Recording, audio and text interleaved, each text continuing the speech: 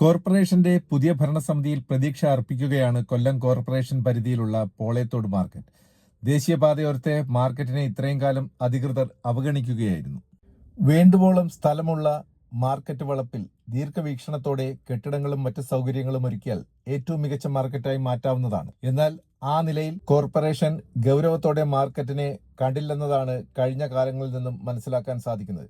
1997 ജനുവരി 1 മന്ത്രി പാലോളി മുഹമ്മദ് കുട്ടിയാണ് മാർക്കറ്റിന് ശിലാസ്ഥാപനം നടത്തിയത്.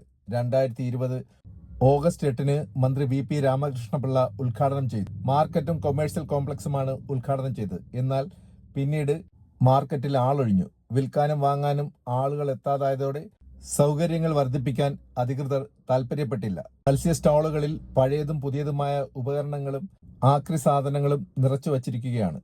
കടകളിൽ മിക്കവയും അടഞ്ഞു. പ്രവർത്തിക്കുന്നവർക്ക് കച്ചവടവും കുറവാണ്.